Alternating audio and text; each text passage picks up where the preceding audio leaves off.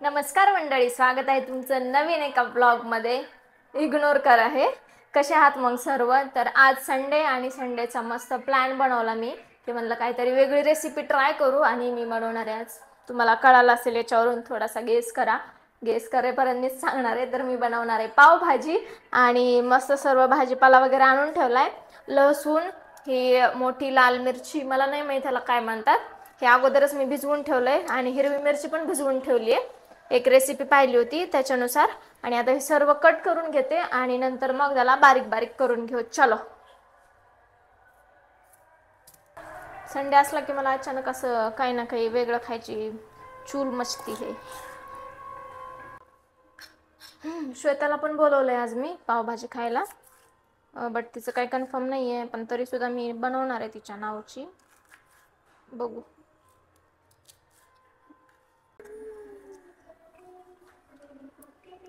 बापरे, लय तिखट आहे.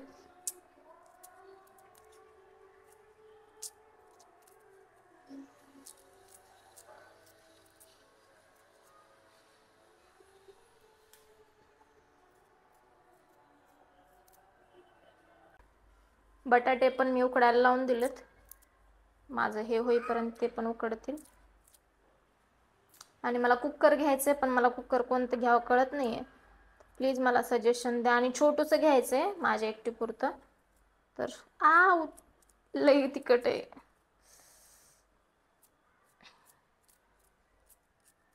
किचन सगळ्या कांद्यामुळे खराब होईल. निघत पण नाहीये ना. चल बे, निकल निकल निकल. बापरे, डोळे गेले.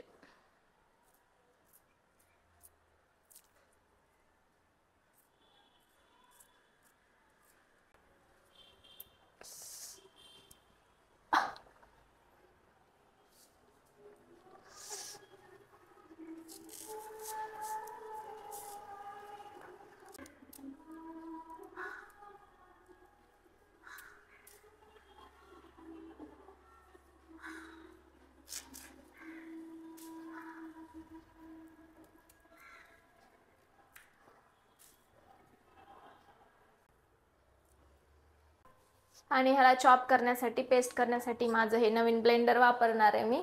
सो चला याला ट्राय करून बघू, ट्रायल देऊ एक. सगळं चॉपिंग एकदम फाईन चॉप झालेलं आहे आणि खूप भारी आहे माहिती का. एवढं इझिली होईल वाटलं नव्हतं. आणि एवढ्या दिवस मी पावभाजी बनवायची ह्याच्यामुळेच होल्डवर ठेवली होती. माझ्याकडे मिक्सर वगैरे नव्हतं म्हणून. पण हे ब्लेंडर यूज करायला सोपं आहे मेन कारण.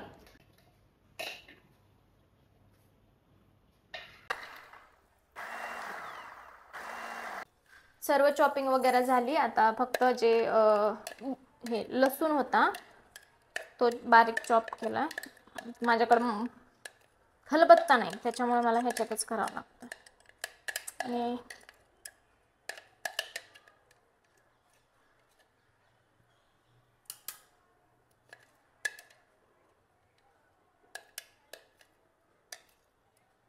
इथल्या इथं घ्यायचं, डायरेक्ट हे करायचं. ते मिक्सर उचला रे, ठेवा रे, टेन्शनच नाही.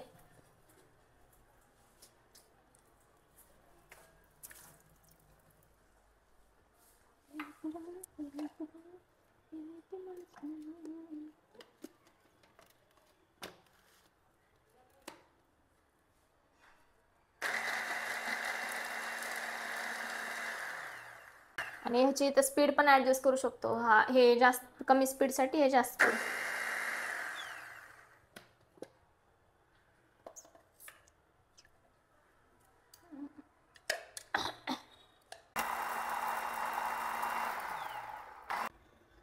कच्चाच राहिला थोडा. असं का होतंय? पोळला. त्यानंतर मग मी यूट्यूबवर एक रेसिपी पाहिली होती अगोदरच, त्यानुसारच मी सर्व सामान पण घेऊन आले होते आणि मग समोर रेसिपी लावली आणि शूट करायला चालू केलं. तसं मग मी पूर्ण पहिल्यांदा कढईमध्ये तेल टाकलं, त्याच्यामध्ये बटर टाकलं आणि त्यानंतर हा बारीक केलेला कांदा टाकला. आणि मला नंतर आठवलं रेसिपी बघता बघता की मी जे वाटाण्याच्या शेंगा आणल्या होत्या, मटर आणले होते, ते उकडूनच घेतले नाही. आणि तसं पण मी गोबी पण होती, ती पण उकडून घेतली नव्हती, तशीच चॉप करून तशीच टाकायची ठरवलं होतं.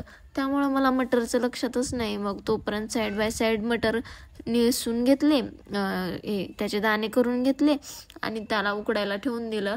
मग तोपर्यंत त्यालाच थोडंसं बारीक बारीक करत बसले, कारण माझ्याकडे मॅशर नाही आहे. मग सर्व काही असं मिक्स केलं आणि मी तर खूप जास्त एक्सायटेड होते पावभाजीसाठी, कारण बाहेर जशी खाते मी तेवढी मला आवडत नाही, आत्तापर्यंत मला कुठली आवडली नाही. आणि पुण्यात कुठं बेस्ट भेटत असेल तर मला नक्की सजेस्ट करा, मी तिथे जाऊन ट्राय करेल.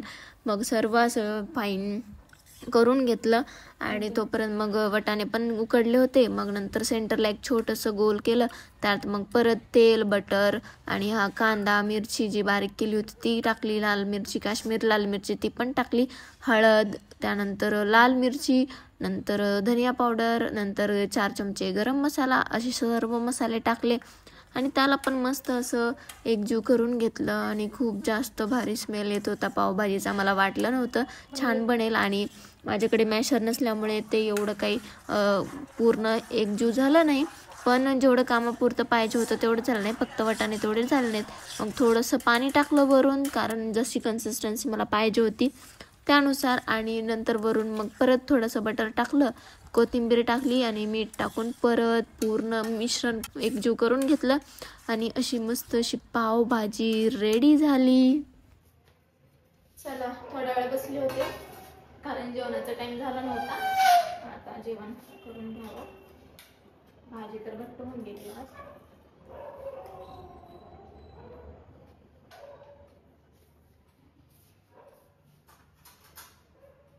वाव, भाजीचा स्मेल.